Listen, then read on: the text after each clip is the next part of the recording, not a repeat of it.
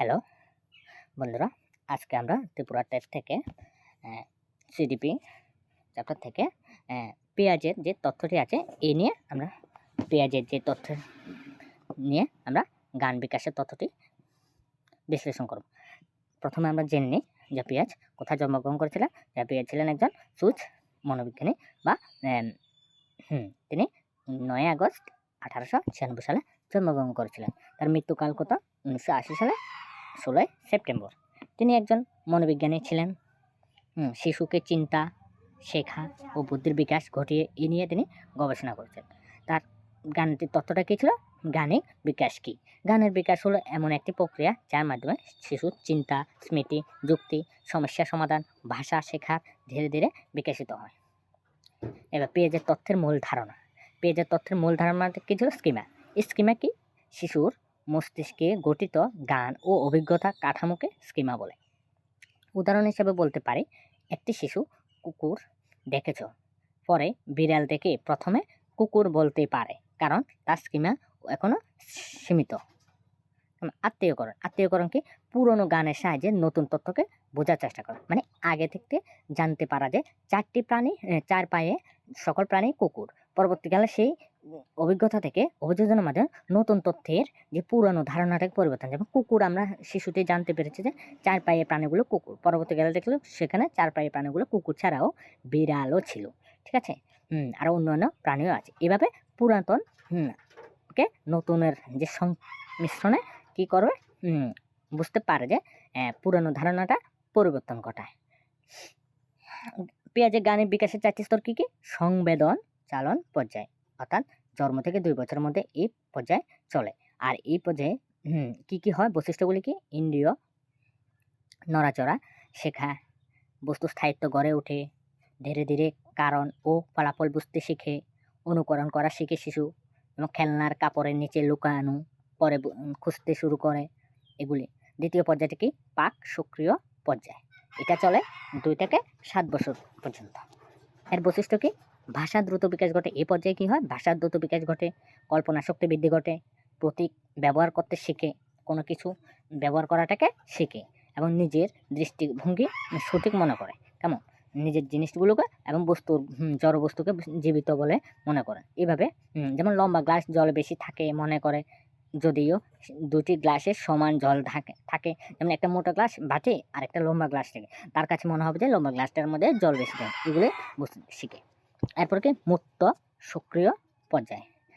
7 থেকে 11 বছর বয়সের মধ্যে এই সময়টার মধ্যে এই পর্যায়ে হয়। এই পর্যায়ে কী কী বৈশিষ্ট্য রয়েছে? বাস্তব বিষয় নিয়ে যুক্তি চিন্তা করা, এবং কনসেপশন বুঝতে পারা, বিভিন্ন ক্লাসিফিকেশন করতে পারা, এবং ক্রমানুসারে সাজাতে পারা, যে কোনো ফল ফুল এগুলি কারণ ফলাফল ভালো বোঝে, গ্লাস বদলাতে জলের পরিমাণও একই বুঝতে পারা, এগুলি এই পর্যায়ে ঘটে থাকে। চতুর্থ পর্যায়ে কি? আনুষ্ঠানিক সক্রিয় পর্যায়, অর্থাৎ ফর্মাল অপারেশনাল স্টেজ। 11 থেকে ও তার বেশি, 11 ওর থেকে শুরু করে তার বেশি। এই পর্যায়ে কি? বিমূর্ত চিন্তা হয়।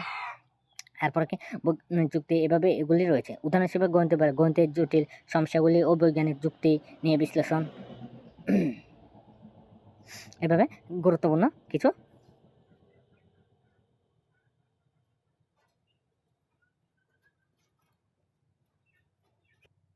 হ্যালো বন্ধুরা, এবার আমরা এই চ্যাপ্টার থেকে কিছু এমসিকিউ দেখে নিই। প্রথম যা পেয়েছে, কোন তত্ত্বের প্রবক্তা ছিলেন? নৈতিক বিকাশ, গাণিক বিকাশ, এবং সামাজিক বিকাশ, এবং ভাষার বিকাশ। এখানে আমরা কি বলবো? অপশন নাম্বার বি, গানের বিকাশ।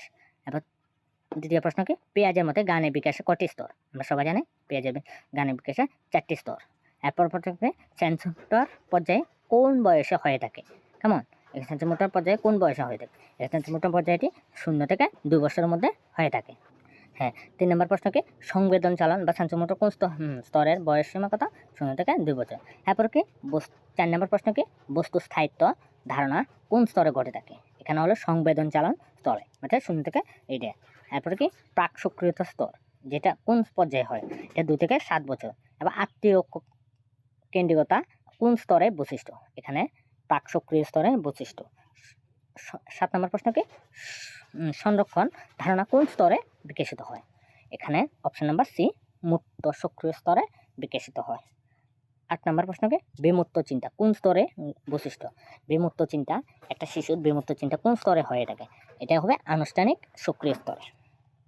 9 নম্বর প্রশ্ন আত্মীয়করণ বলতে কি বুঝো?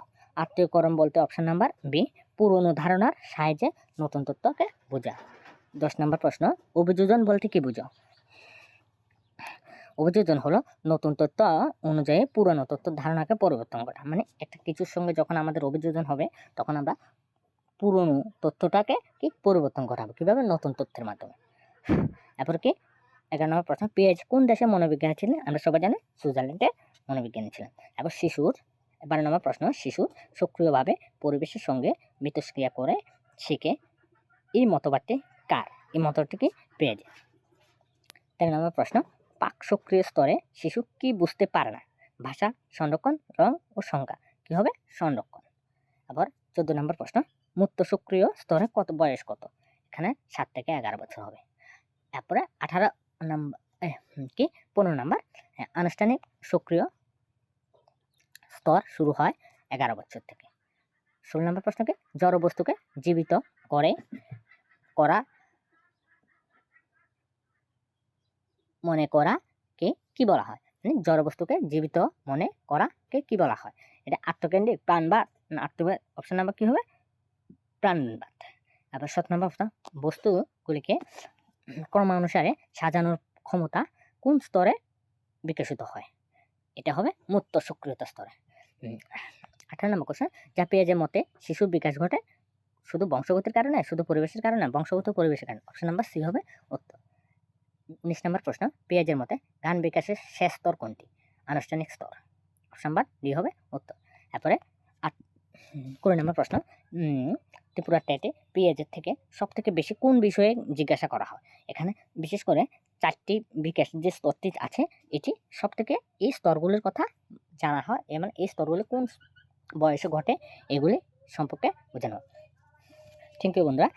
এরকম ভিডিও আরও যদি পেতে চাও অবশ্যই চ্যানেলটাকে সাবস্ক্রাইব ও লাইক বাটন করে রাখবে।